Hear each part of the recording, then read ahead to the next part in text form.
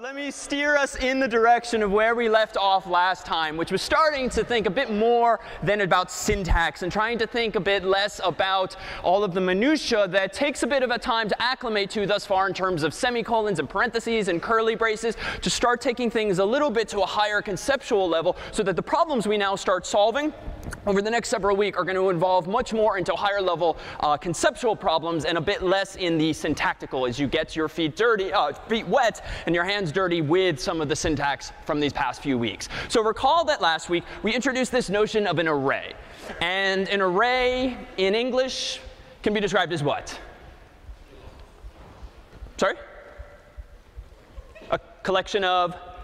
Oh, so OK, good. A collection of items. So we saw arrays in Scratch. If you happen to use for pset 0 one of the Scratch's lists that you can drag things like oranges and bananas into, an inventory of sorts. That's kind of like what an array is. And then more technically, in the context of an actual computer, an array is simply a contiguous chunk of memory. In other words, you have a byte, then another byte, then another byte, then another byte. And if you were to draw those bytes in a picture, they would be back to back to back to back. That's what we mean by contiguous. So it's byte number 1, then 2, then 3. It doesn't mean up here, up here, up here, up here. An array is a contiguous chunk of 0 or more bytes. So what are they useful for? Well, recall we had this sort of contrived example of storing people's quiz grades in a program to compute your quiz average for some course. And recall that we could start writing that program by declaring a variable quiz1. Then we could have another variable called quiz2. But then if there were 3 quizzes in this class, quiz4. Or if there was like a weekly quiz, it'd be quiz5, quiz6, quiz7. So you'd have all of these variables declared inside of main or somewhere else in your program.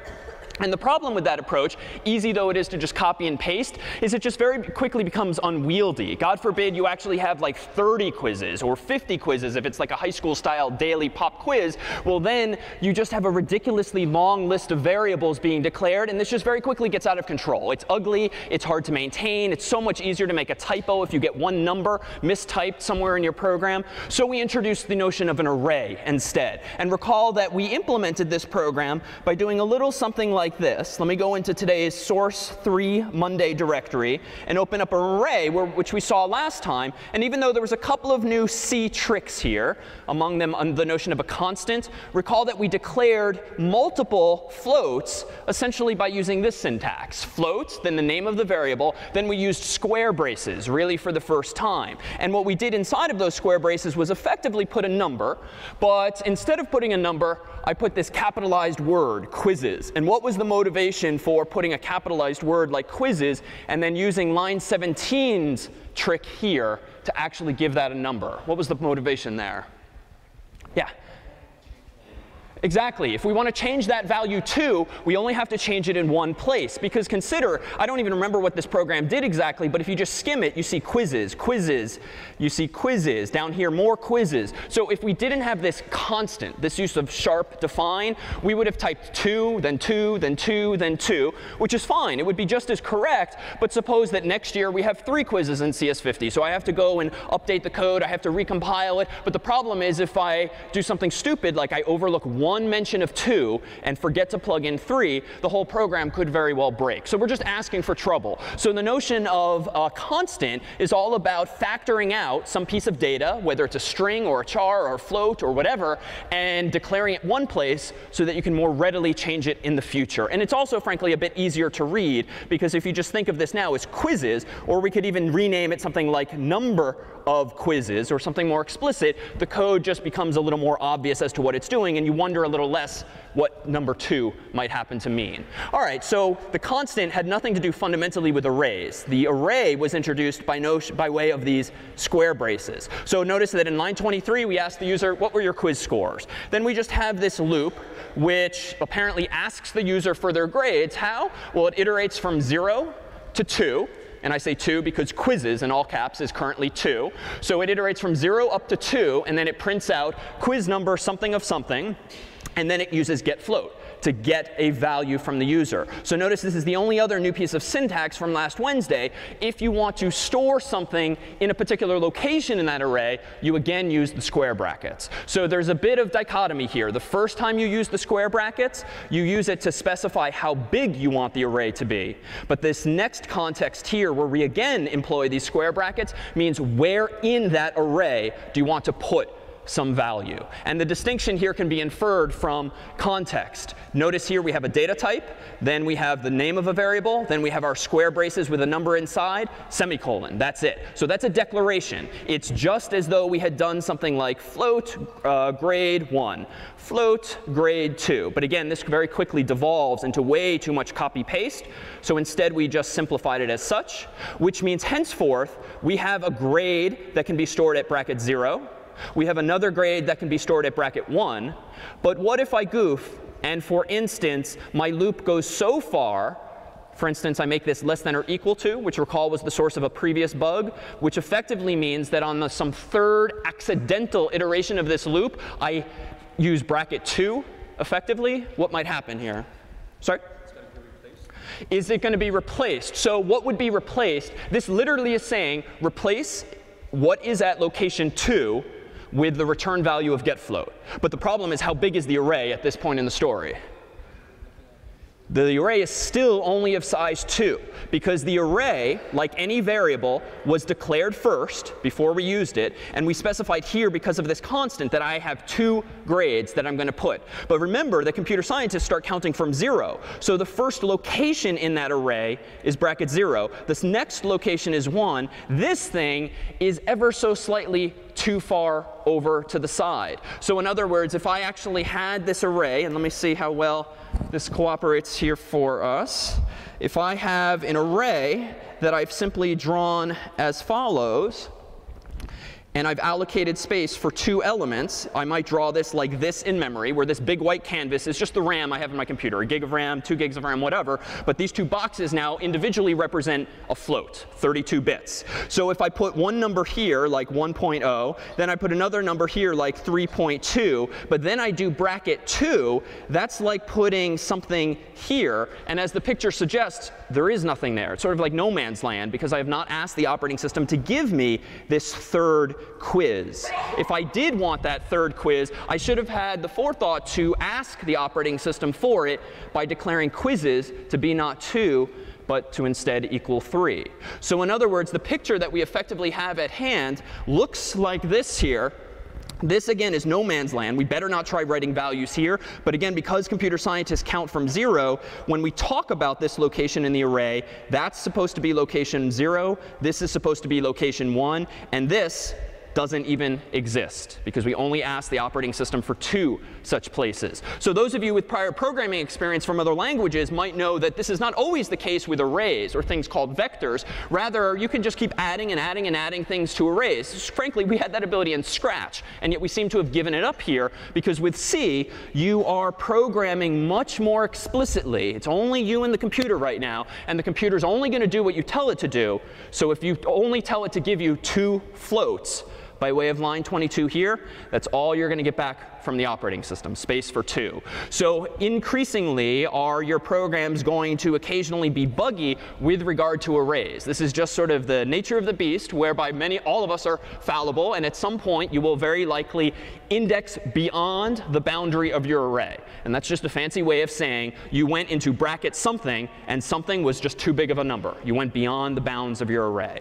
But the upside now is this. The rest of this program really has nothing fundamentally to do with arrays. It's all just about some simple arithmetic for computing averages. So we have here in this for loop here, first a variable called sum that we initialize to 0. Then we iterate from 0 up to 2 again. And we add to that summation variable the ith grade, so bracket 0, then bracket 1. And then as you would do in grade school to compute the average, we simply take that sum, divide it by the total number of quizzes, and then for good measure, we call a function here called round.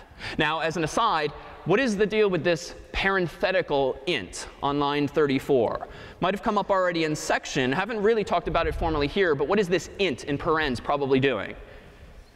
Yeah, this refers to casting or type casting, which means taking one data type and converting it to another. Now, you can't do this with all data types, because sometimes it would be a bit strange. But in this case, if the return value of round is a float, because after all, I'm taking a float and dividing it by a number like 2, I'm going to get back a float. But grade school people don't really like to know that their average was 93.4, because they'll realize they were ever so close to that 95 rounding point. So we want to instead use int to round everyone to the nearest int, which in this case is going to be 94 with no point after it. So that's just a little mathematical trick. And we'll come back to this notion of casting, because it'll have implications, if you haven't discovered already, for problem set 2. So an array, then, you can think of it's going to make me smile all day. This looks like this if you draw a picture of it. But the key is that the size is also selected by you when you request it from the operating system. All right, any questions, then, on arrays? Yeah?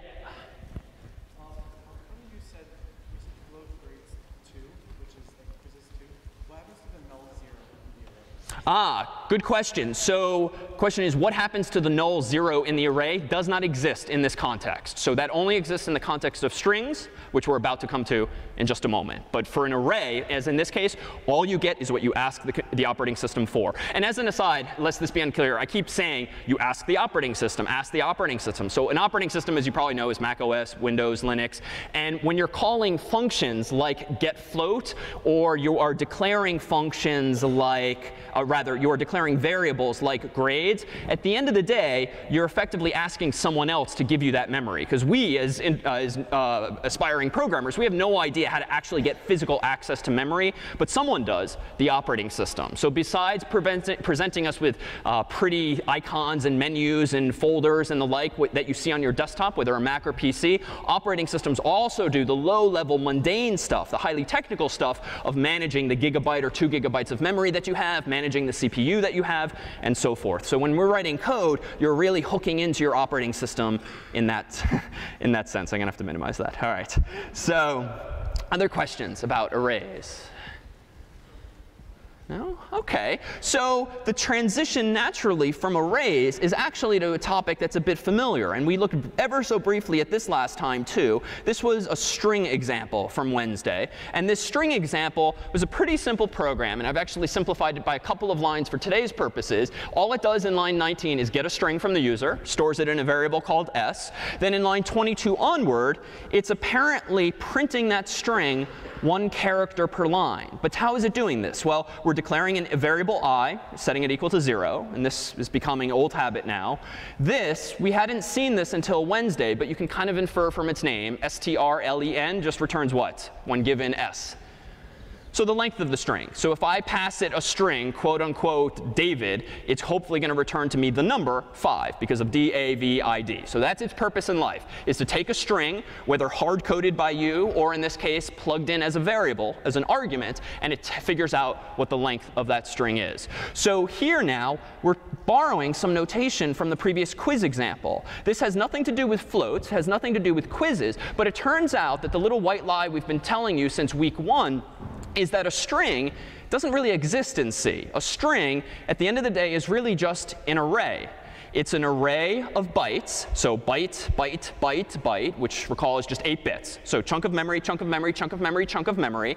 And the means by which a string is implemented is by putting the first character here, then here, then here, then here, back to back to back in the computer's memory. So if you wanted to spell out a word like hello, you would put 1 character H, then E, then L, then L, then O, 5 characters in total, somewhere in your computer's RAM. But the key detail here is that they're going to be back to back to back to back, right next to one another. So when I say S bracket I, what in English is this giving me? What does S bracket I represent in this case? Yeah. Exactly, the ith character in the string. Now, I is going to start at 0 as per my for loop here, but that's good because everything starts counting from 0. So s bracket 0 is going to represent the letter H in a word like hello. S bracket 1 is going to represent the letter like E in a word like hello, and so forth. And what we seem to be doing on each iteration of this loop is temporarily storing the ith character in a variable called C, which is just a char. And then we're printing out C so that at the end of the day, what this program does is the following. If I go into the source directory and I make string 1, and I go ahead and run string 1, and then I type a word like HELLO, enter, all it does is print this one character at a time. So there's an opportunity for refinement here. I'm kind of doing more work, even though it's more clear maybe this way than necessary. Which line of code here can I probably throw away altogether? Yeah. Line 24. In line 24, I'm declaring a variable c. I'm storing the ith character of s in it. But then I'm using c here. So I'm using c. So I feel like I can't just throw line 24 away.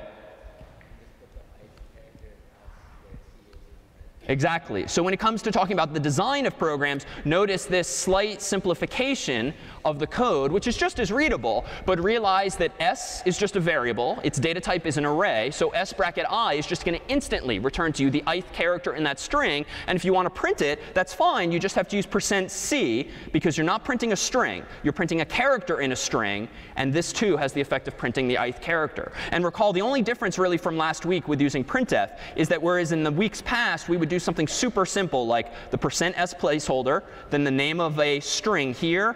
Now we're diving in a little deeper underneath the hood and saying, don't print the string, print the single character therein.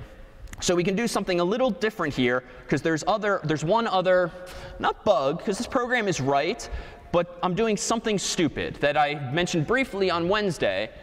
But thinking back, how could this program's design be improved even further? Yeah?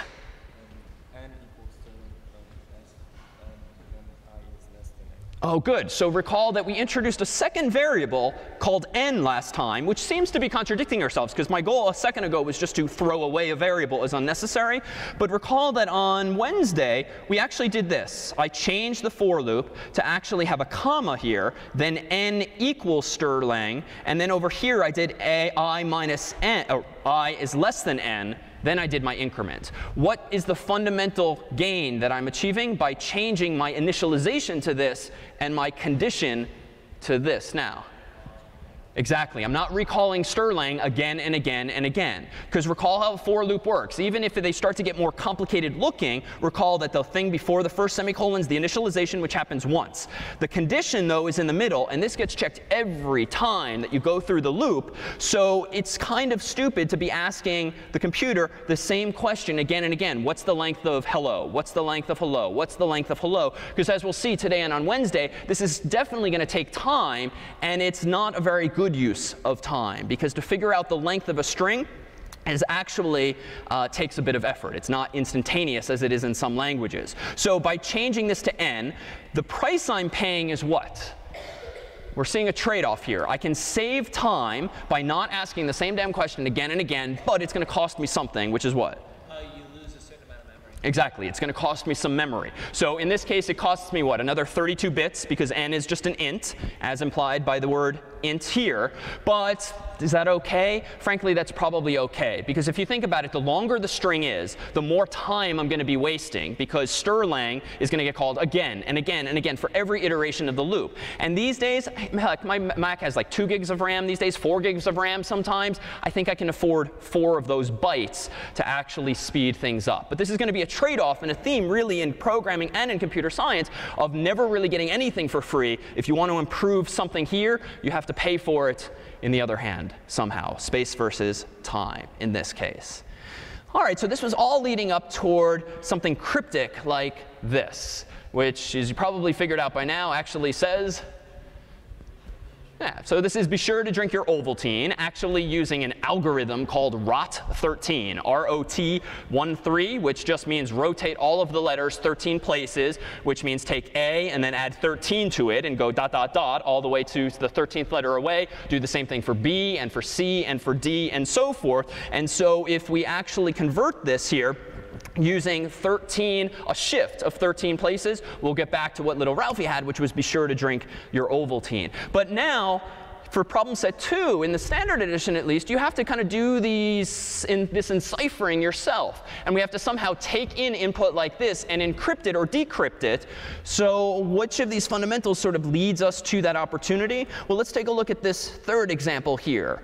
First of all, it's called ASCII. And what does ASCII refer back to?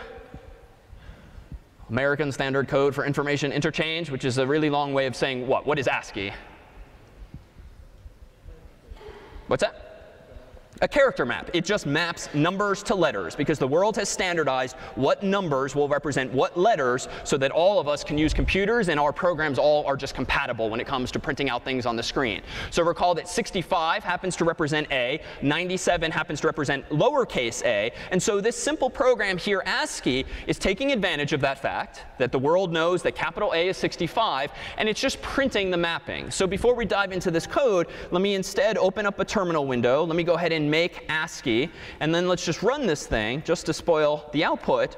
And it just does this, a really big chart that just tells me all of the various codes for all of the various letters. So a super simple program, but I didn't have to hard code those 52 lines of output, 26 uppercase, 26 lowercase. Instead, I did this programmatically with a couple of loops. So notice what I did here. I iterated from I is 65 on up to 65 plus 26, because I wanted to print out 26 letters in the English alphabet. I plus on each iteration. And now notice this again. It's the recurrence of our friend typecasting, whereby you convert one data type to another. Because what do I want to do in this particular program? Well, I want to count numerically, because that's how I grew up counting, 65, 66, 67, and so forth. But I don't want to print just the numbers. I want to print the letter followed by the number. I want to print A colon number, B colon number. But I can do this with the same exact variable. So I print out %C as a placeholder for a character, %D is a placeholder for a digit or a number. Then what do I plug in for those two placeholders? I first plug in the character equivalent of I, and then I print out I itself. So notice this too just works. Just as I can cast from a float to an int in order to go from a real number to an integer, here I can go from an int to a char, which is a little weird, doesn't quite map onto the real world. But in computers, a char is just a number underneath the hood. So we're being ever so explicit here to the computer saying, printf, print out not I as 65, print it out as its numeric equivalent. And it turns out I technically don't even need this. What I was doing a moment ago is explicitly casting by specifying what data type I want to go from and to. But notice that I already have this placeholder, %C, and this other %C placeholder here. Even though this is an int, the computer realizes that a char, it's just an int underneath the hood. So if I actually recompile this and rerun the ASCII program, notice it still just works, because the computer realizes that there is this correspondence. Now, it's more important to do the explicit casting in the world of floats to ints, because there you're actually making a calculated decision. Throw away everything after the decimal point. Here, there's really nothing to throw away, because a character is just a number, and a string is just an array of characters. So when it comes time to implementing some encryption or decryption, how is it that we can actually translate something like this nonsense to be sure to drink your Ovaltine? Well, what if we know right now, let's take as assumption that the key, the number that we're rotating all of these letters by, is the number 13.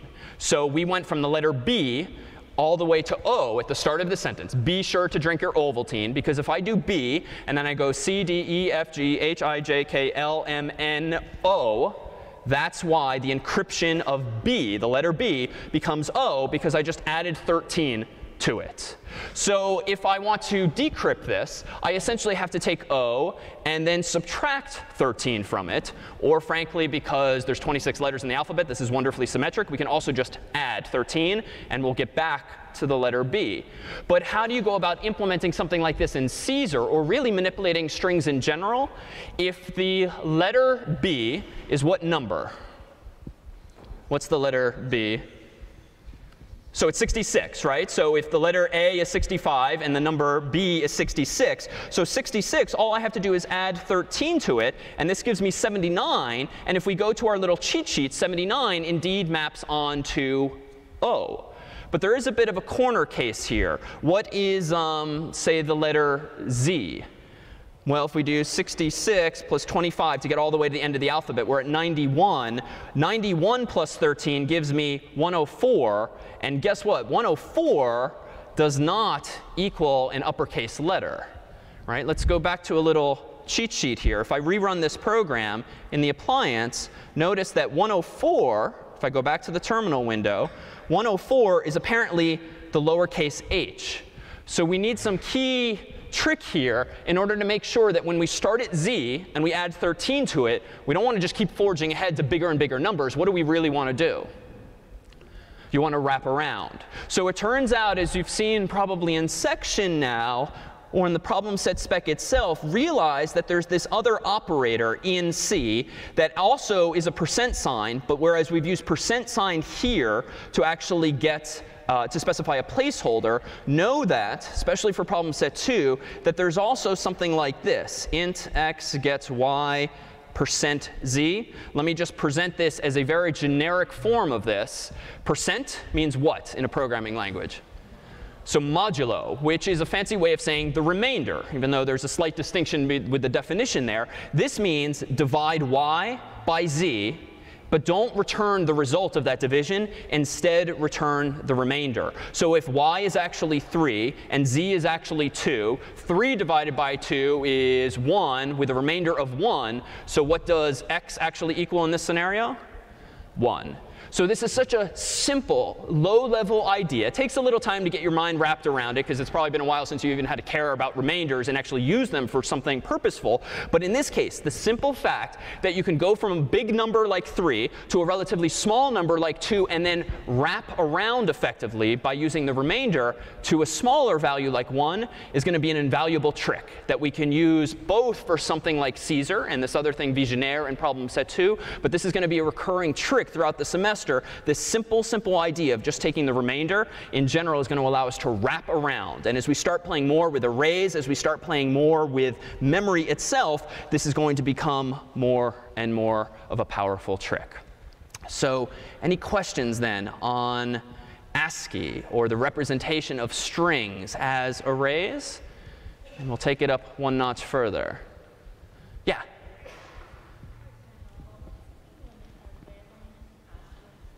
Good question. What does it mean when a variable has an asterisk in front of it? Let me postpone answering that in any detail, but that refers to a topic known as a pointer. Pointers have to do with memory, and we're actually today taking the first step toward that discussion. But for now, let me pretend that the star doesn't exist, and we'll continue calling things like we'll continue calling strings strings instead of using char star, which you've probably seen before, and I'll put on the screen in just a moment as a teaser. So we'll come back to that in way more detail than many of you will probably like. Eventually, not today. Yeah?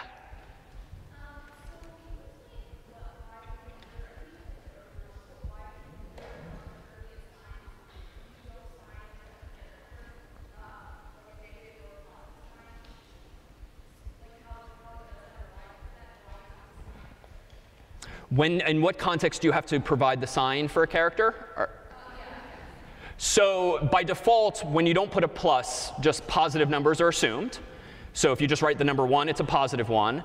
If you actually want to specify the negation of a value, you literally have to do like -1 on your keyboard. But this probably isn't your question. OK.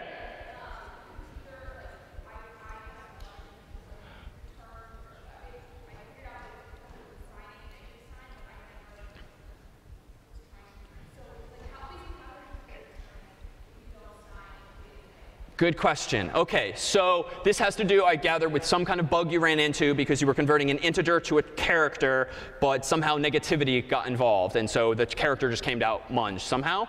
So for now, let me oversimplify a bit until we come back to this kind of topic. But for now, think of things this way. And this is an oversimplification. But in the world of an integer, you have how many bits at your disposal?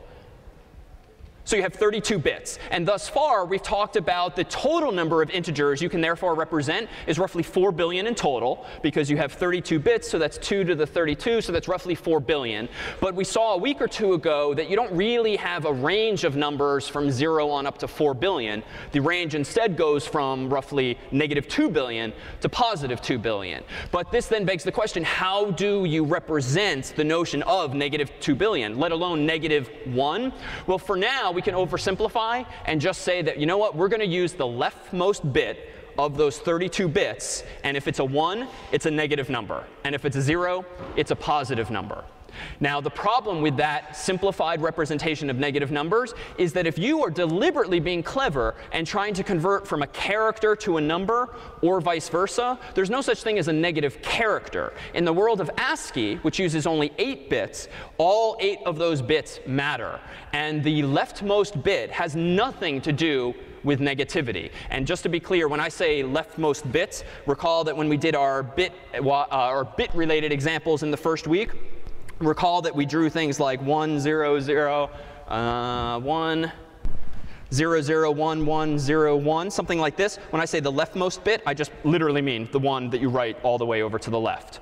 So in the world of characters, there is no notion of negativity. So that leftmost bit actually has something to do with ASCII, nothing to do with negativity. So it sounds like, and out of context, it's hard to answer exactly, but somehow your code was confusing that leftmost bit as representing a negative value when it really was part of the character in question. And again, I'm oversimplifying because computers actually do something a little fancier than just changing that leftmost bit to a 1 for a negative sign versus a 0. They instead, if you're curious to Google, use something typically called 2's complement, which is a bit more sophisticated of an approach, but the idea is ultimately the same. So in short, it had to do with the fact that you were massaging a number to a character or vice versa, but your code was not cognizant of the fact that one of those bits had significance in the numeric world. That's not the case in the character world. But it sounds like you fixed, in which case, moot now. Other questions?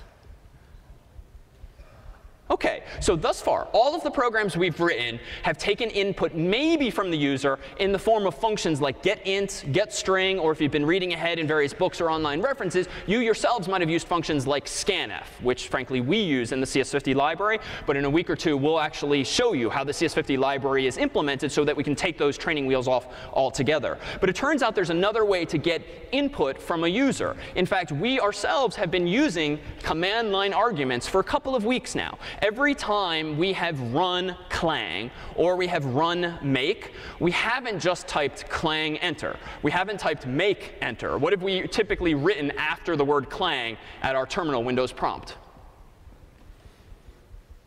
The file name, right? hello.c or mario.c or whatever the relevant file name is. And in that sense, what you've really done is you've influenced the behavior of Clang, because certainly the people who wrote Clang had no idea that little old you was going to write a program called mario.c years later. So you had to somehow influence the behavior of that program. And that program, Clang, had to be written in such a way that it can accept input from you by the addition of words on the prompt before the user hits enter. So it turns out that for some time, we have been declaring almost all of our programs to start like this: int main void. And then we've gone ahead and started writing our code. And we might have some sharp includes at the top of the file, but almost all of our programs thus far have begun with this, even though you might have seen in section, in books, online references, that this does not, in fact, have to be void. Another legitimate form for this to take is int argc and then string argv bracket bracket. So now what is this implying? Well, it turns out that argc, which is a human convention, you could call this foo, but it would just be a lot less clear to readers. Argc just is an argument to the function called main that represents what? What does argc stand for those familiar? Yeah, number of arguments, or argument count. It's as simple as that. How many arguments were passed to this program? Now, what does that mean? Well, if on the command line I have run something like this, clang mario.c, argc, when I hit enter, is going to take on a value of, somewhat confusingly, 2. So it turns out that argc is argument count, but for historical reasons, the name of the program itself is included in that count. So argc is 2 when I wrote clang mario.c. Now, what does argv contain? Well, first of all, argv looks like a string, but not quite, because as of last Wednesday and all the more today, these square brackets denote what? That's an array. Now, there's no number in the array. And that should make sense intuitively, because the people who wrote Clang years ago, certainly they had no idea how many words people like us would type at the prompt before hitting enter. So in this case here, they have declared the function main as taking an array of arguments, 0 or more arguments. They don't know in advance how many there are, so there is deliberately no number inside of these square brackets. But the fact that the square brackets are there are telling the computer, expect an array. Now, argv is just shorthand notation for argument vector. A vector is a fancy way of saying array. An array is a fancy way of saying a list or collection. So this just means that if you write main like this, instead of like how we've been doing it for the past couple of weeks, your program now has the power to accept command line arguments, so that no longer do you have to write Mario and then hit enter, then type in a number for how many blocks high you want the pyramid to be, then hit enter again. We don't even need to use getString anymore, or getInt, or getFloat, or for that matter. We can just expect the user to type those words at the prompt itself, just like the authors of Clang decided, you know what, it would be a really annoying program if to compile your code, you first typed Clang, hit enter, then we said to the user, please type the name of the file you want to compile, then we type in mario.c and hit enter. But that's exactly what we've been doing to our users the past couple of weeks. We use getString, and we wait until the program's running to prompt them for input.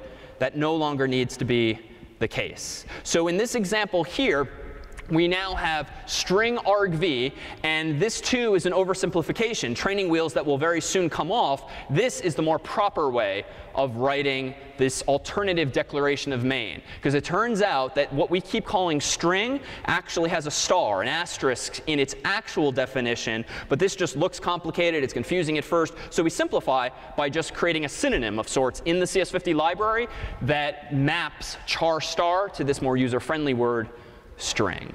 So let's actually try this, Len. Let me go ahead and open up gedit here. Let me go ahead and open argv of 1. And this program apparently prints the arguments. But in English terms, by looking at this code, what does this do more specifically? If I type in the command a.out foo space bar, what gets printed in my black and white window? A.out space foo space bar enter. Go ahead. Yeah. Good. So a.out, new line, foo, new line, bar, new line. Well, why is this? We can certainly confirm in just a moment. So this is kind of a fluffy line of code. It just prints a new line just to make things prettier on the screen. This is a loop that's iterating from 0 on up to argc. And this is incrementing on each iteration, ++. So this is now saying print a string, as implied by this %s. argv bracket I is pretty much the same idea from the previous example. We used to call the variable s. Now it's called arbitrarily argv. This means print the ith argument that was typed at the command line. And then after this whole thing is done, just for good measure, print another new line. So let's see this. Let me open up the terminal window. Let me compile argv of 1. And now let me run argv of 1, enter. OK, let's run foo bar. Interesting. Baz. And if you've ever wondered why I type this, this is just also a stupid computer science convention. The world often needs just verbal placeholders for words. So if you want to talk about some generic string, computer scientists just tend to say foo when they need a random word. Then they say bar if they need a second random word. Then they say baz if they need a third word. Then they say quux if they need a fourth word. And then there's a huge religious debate online as to what comes after quux. So you can Google that to figure out what the other arbitrary word should be. But these have no meaning whatsoever.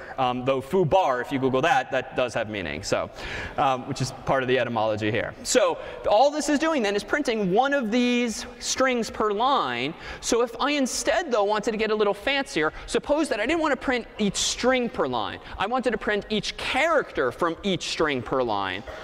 How could I instead do that? What do I need to change about this program if I want to print not each word, but I want to print each word letter by letter by letter, then the next word, letter by letter by letter? How do we combine these ideas thus far? Yeah.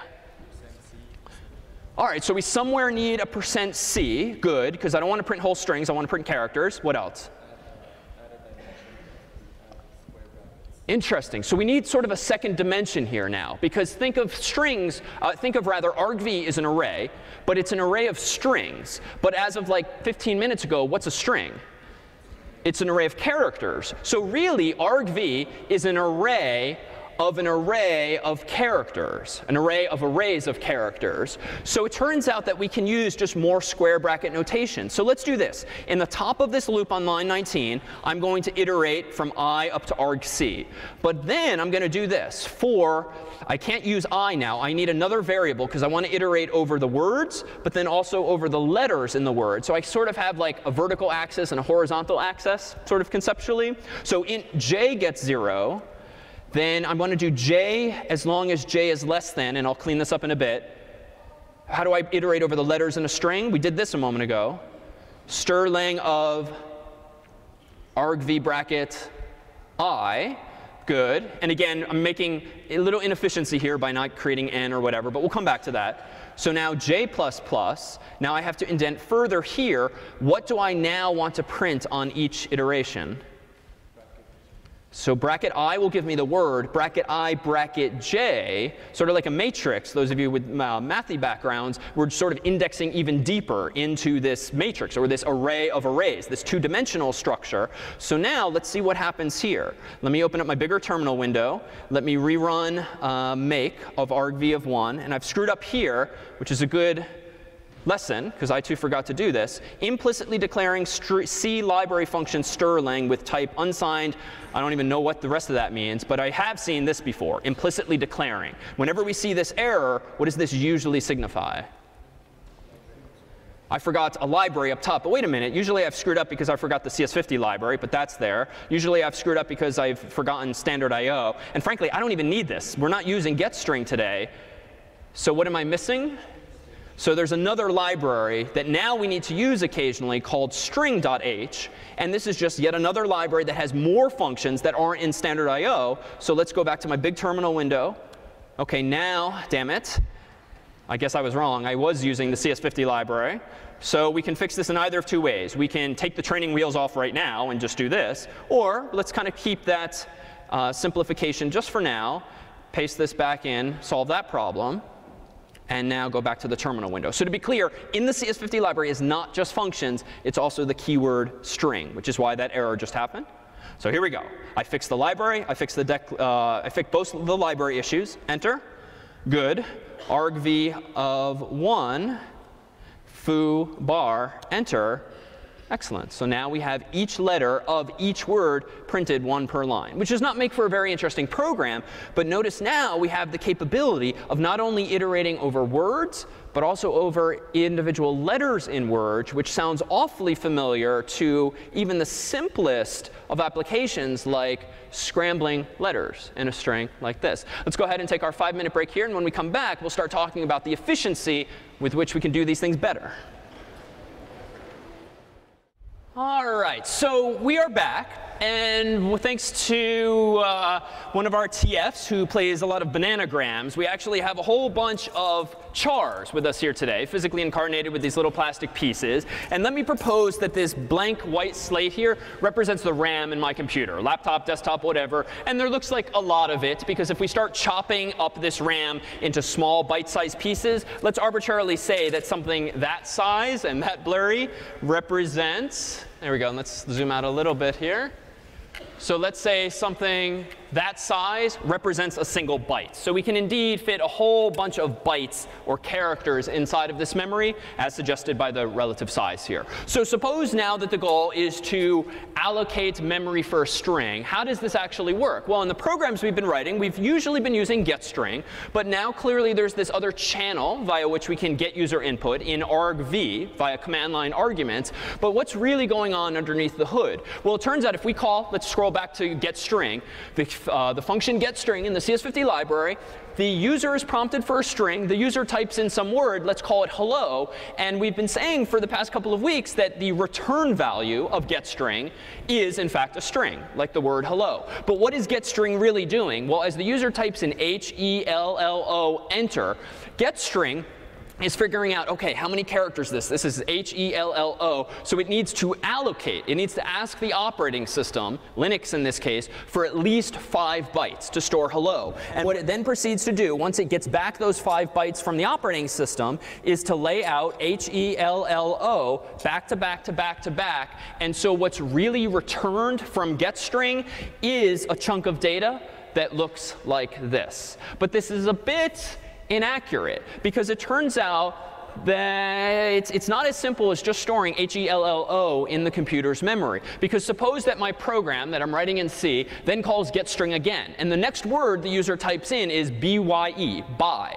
Well, I need to fit that word buy somewhere in memory. I can't clobber hello. For instance, I don't want the computer to just start overwriting like this the original word, because I might still be using the word hello in a variable somewhere else in my program. So BYE has to end up somewhere else in memory. But the convention typically is that the next string you allocate, probably, but not always, is going to end up at the next available memory location. And if I haven't asked the operating system for any memory since the last time I called getString, odds are the word buy is going to end up right after the word hello in memory.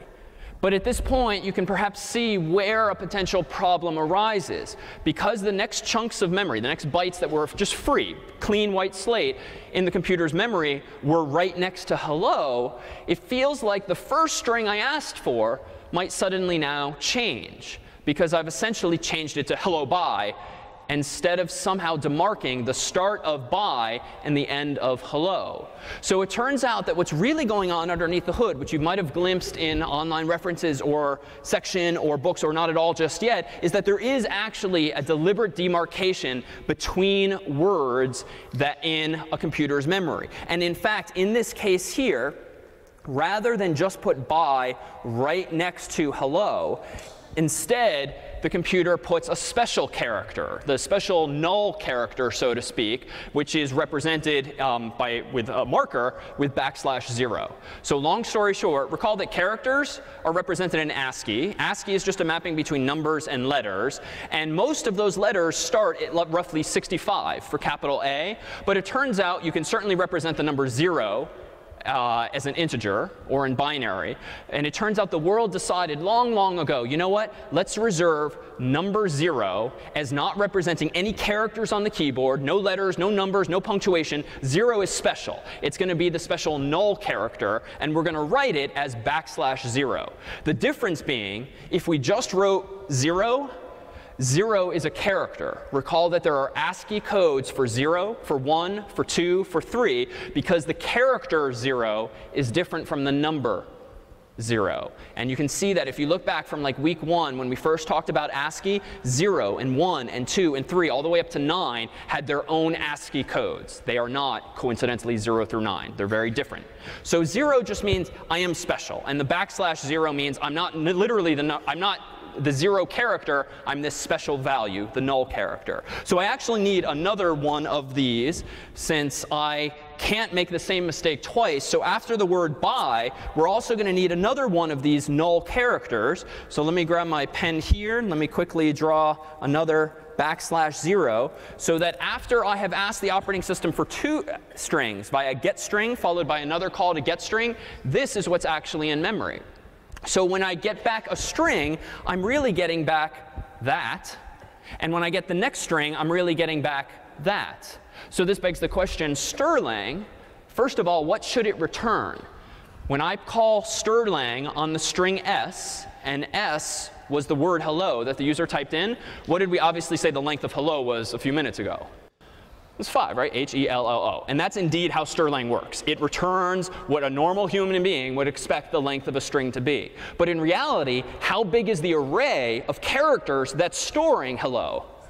It's actually 6. So strlang does not mention that fact to you. But underneath the hood, the computer is indeed using 6 bytes to store a 5-letter word. And this is true no matter how long the word is. There's always going to be a special null terminating character at the end of the string to demark its total length. So then if you are now the person implementing strlang 20, 30 years ago, how do you go about implementing strlang itself? We take for granted that it exists, just like we take for granted that printf exists.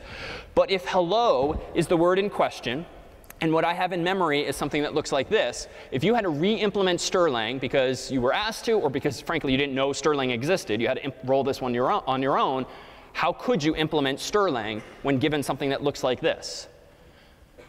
Well, now that we know a string is an array, we can iterate over each of the individual characters using something like, let's try to do this on the fly. Let me go into the appliance. Let me create a new file, strlen.c. Let me go ahead now and do include standardio.h so that we have access to printf. Let me do int main void. Oh, I'll just do this on my own for now then. Thank you. This is what I'm doing.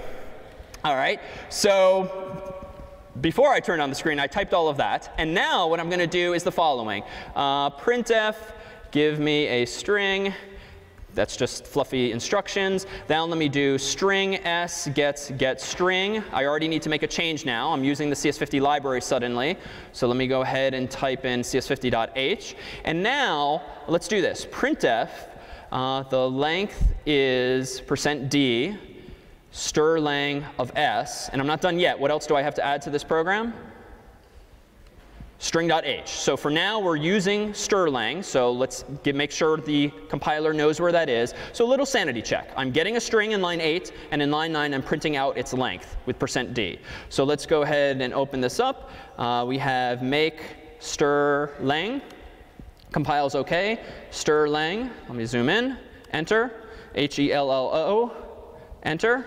The length is 5. OK, so strlen seems to work. But the world knew that. So let's now implement strlen ourselves as follows. Let me take this library away. We no longer have access to string.h because I didn't even know it existed.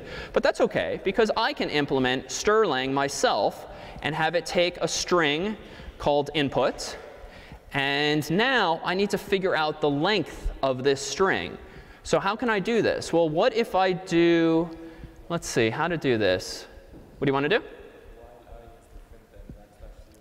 OK. So we can do this in a bunch of ways. Let me try to take this approach. Let me give myself an int variable I. So I starts at 0. And let me say this. While input bracket I is not equal to what? \0. So it turns out, as with the case with all chars, when you're writing them literally in a program, you have to use single quotes, not double quotes. So if I were writing the letter A, I would do that. The letter B, I would do that. This, by contrast, would be a string, not an individual character. So I want \0 literally. What do I want to do in this loop? Well, actually, I need another variable. So int length gets 0. Even if you weren't sure why we started the way we did, now that we're going down this road, what do I want to do in line 9? Length plus plus. And then down here in line 10, return length. So how is strlen implemented? It's actually implemented probably like this. Maybe the person used a for loop, maybe a do while loop, who knows? We'd really have to look underneath the hood at the actual source code in some file called string.c probably. But here, let's think about what I'm doing. I'm declaring a variable called I, setting it equal to 0. I'm then declaring another variable called length, setting it equal to 0. Then I'm saying while the ith character in input is not equal to the special null character, \0, increment the length. But as soon as the ith character is this special character, what happens to the loop? It short circuits, it stops, which means we then instantly return length. So if I didn't mess up, let's go ahead and go back to my terminal window. Let me recompile, and I did screw up. Incompatible redeclaration of library function strlen. So I was trying to get too clever for my own good here. The compiler actually knows that there's a function called strlen, even though we haven't included the library. So that's fine, whatever. We're just going to cooperate then. Let's rename this length. Let me change the use of it to length here, and this will make Clang happier. All right, so that's because, as an aside, because some of these functions are so darn common, strlen, printf, they actually have sort of special status. And so Clang just knows a little something special about them. That's not always the case with most functions. So that's why we got yelled at. Let me try again. Thankfully, it worked that time. So now let me run my own strlen program. Give me a string, HELLO, enter. And I have screwed up. Why? Exactly. So I have myself here a very nice looking infinite loop. Because even though I'm incrementing length on each iteration, what am I clearly not doing? I'm not incrementing I. OK, oh, easy fix. Yes? OK, no, now we would run afoul of some other common mistake, right, where I need brackets. And frankly, this code's starting to look ugly. So we'll take a stab at cleaning this up in a moment. But now I'm incrementing both length and I. Frankly, I already see an opportunity for improvement here. But we'll come back to that. So now let's just make sure we're at least making progress. This has happened to a few of you. And I neglected to mention this in advance. When you do have the misfortune of a scenario like this, how do you fix this short of restarting the appliance or your computer or closing the window? It's actually easy. Control-C will send this little caret symbol C, and that just terminates most programs. If you have a really bad infinite loop that's printing stuff infinitely many times, sometimes you might have to hit Control-C like 1,000 times to make it actually hear it. So just realize now, because I'm not printing anything, that was quite easy. And technically once suffices, but I get impatient and I usually hit it that many times. So strlen, give me a string. Hello? Is it going to work this time? OK, another common mistake, have to recompile. So now, that was deliberate, that one. All right, so strlen, Hello, enter. Excellent. So we now have a strlen the 5. So we have literally re-implemented that wheel. So now let's clean this up, because this does not make me impressed with the design of my code. What can we clearly eliminate in this program to clean this up? Yeah, literally, we're treating I and length identically. So why don't we just get smart and say let's just call it length to begin with, initialize it to 0, because by default, the string has no length until we figure out what it is. Now we do this, and now this is a pretty elegant program. One variable, I cleaned it up, tightened it up. So now let's go back to my terminal window. Let's go ahead and run this, make strlen, looks good. Run strlen again, enter, give me a string, hello. Enter, and it seems to be working as 5. Now, to be clear, if I had not written, for instance, hello in one string and then bye in another, we can certainly have multiple words. If the expression I actually wanted to type was not hello, but for instance, hello world, notice that what we would not have is this situation here. Right? That would suggest that that's 2 strings. You certainly can have space bar characters. So if we actually typed in a longer phrase like hello world, what we would really have in memory looks a little something like that there. All right. Any questions then about the representation here of strings? No? All right. So I said earlier that calling strlen again and again, deliberately like that, probably isn't the best idea, because you're going to be doing a whole lot of work again and again and again. Indeed, what kind of work is necessary for figuring out the length of a string, apparently? Well, you have to start at the beginning and then look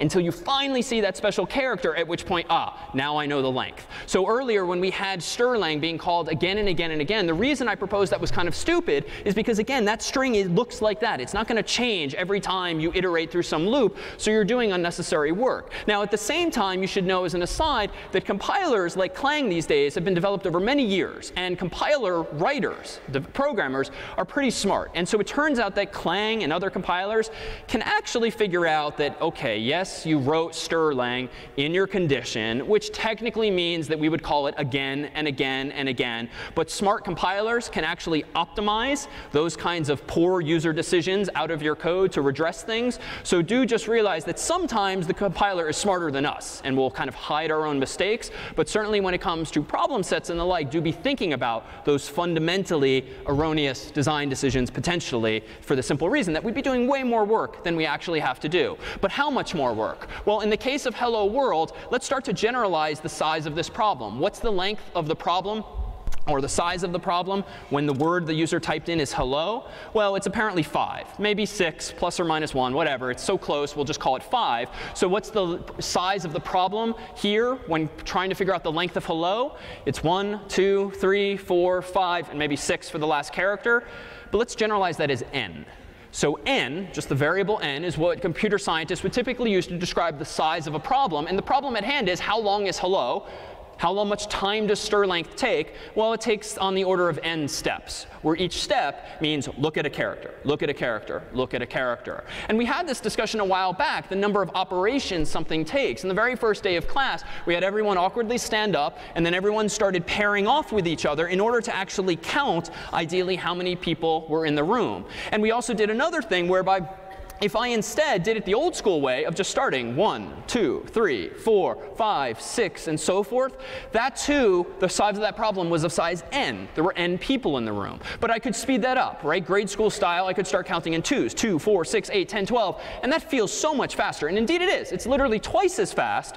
But again, if another 400 people walked into this room all at once, those algorithms would take another 400 or maybe 200 steps. But by contrast, if we really get smart and we instead have all of you count yourselves, recall how that algorithm worked. You all stood up. Let me fast forward to this. You all stood up, you paired off, then half of you sat down, half of you sat down, half of you sat down. And on each iteration of this loop from week 0, we halved the problem at hand. N went to n over 2, then n over 4, then n over 8. And the implication of that is that if another 400 people walk into the room, no big deal. It will take us one more round, not 400 more rounds, not 200 more rounds. And so the story we told a while back had to do a little something with this. This red line here is linear. It's straight, and it's labeled as n because as the size of a problem grows, if your algorithm or program with which you're solving it takes n steps, we can plot it as a straight line, where it takes more time the bigger the size of the problem. And the twosies approach, counting 2, 4, 6, 8,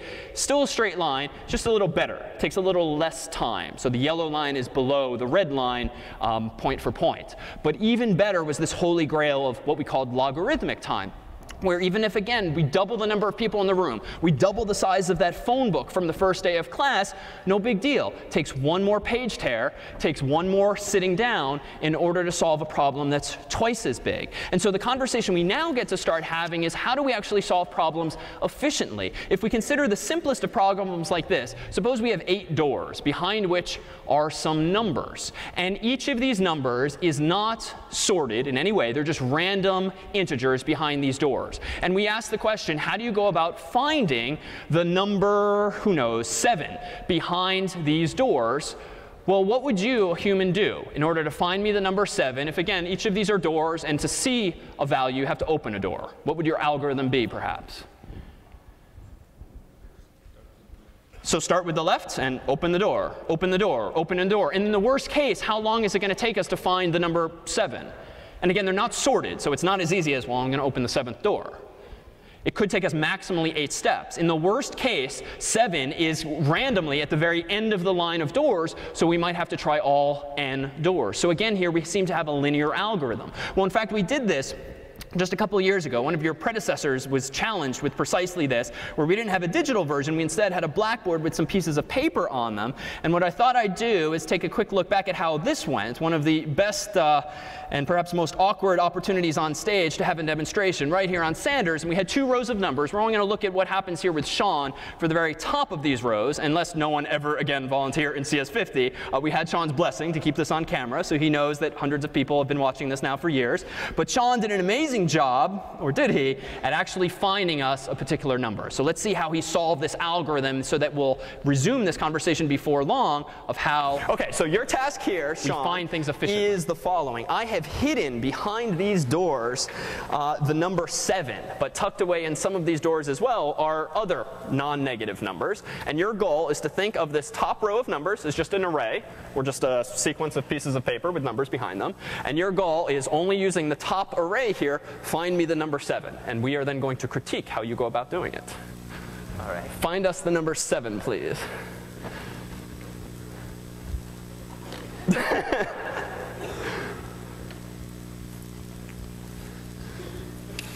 No.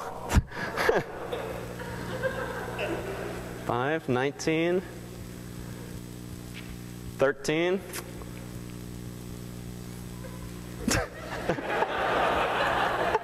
It's not a trick question. 1.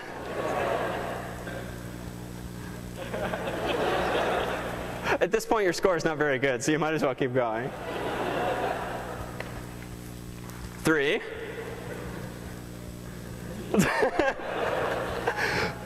Go on.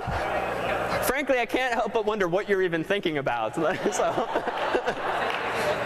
only the top row. So you got 3 left. So find me 7.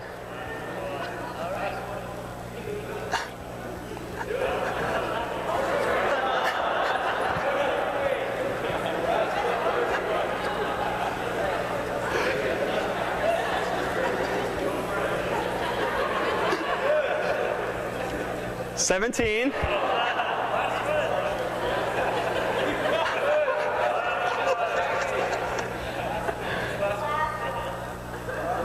7. So on Wednesday, we will dive into this and more sophisticated algorithms for finding things. For now, we'll leave you with Sean and see you on Wednesday.